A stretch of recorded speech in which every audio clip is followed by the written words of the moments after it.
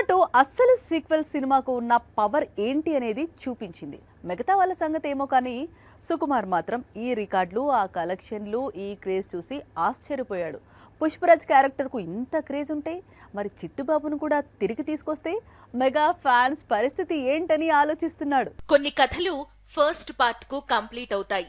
మరికొన్ని కథలకు ఎన్ని సీక్వెల్స్ రాసుకున్నా బాక్సాఫీస్ దగ్గర క్లిక్ అవుతుంటాయి. పుష్పకు ఎన్ని సీక్వెల్స్ అయినా తీయవచ్చు అంటూ గతంలో సుకుమార్ ప్రకటించాడు. ఆల్రెడీ పుష్ప 3 ర్యాంపేజ్ లైన్ లో ఉందంటూ చెప్పుకొచ్చాడు. ప్రస్తుతం సుకుమార్ కొత్త సినిమా పనుల్లో బిజీగా ఉన్నాడు. రామ్ చరణ్ తో తెరకెక్కించే చిత్రానికి సంబంధించిన ప్రీ ప్రొడక్షన్ వర్క్ స్టార్ట్ చేయబోతున్నాడు. అయితే గతంలో తాను డైరెక్ట్ చేసిన రంగస్థలం సినిమాకు సీక్వెల్ తీసుకొస్తే ఎలా ఉంటుంది అనే ఆలోచన చేస్తున్నాడట సుకుమార్. పుష్ప 2 కలెక్షన్స్ చూసిన తరువాత రంగస్థలంకు కూడా సీక్వెల్ తీసుకురావాలని అనుకుంటున్నాడట.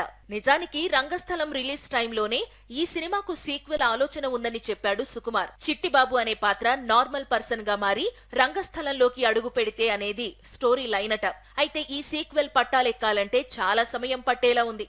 ఎందుకంటే ముందు రామ్ చరణ్ తాను నటిస్తోన్న కొత్త చిత్రాన్ని పూర్తి చేయాలి. ఆ తర్వాతే రంగస్థలం 2 కు లైన్ క్లియర్ అవుతుంది.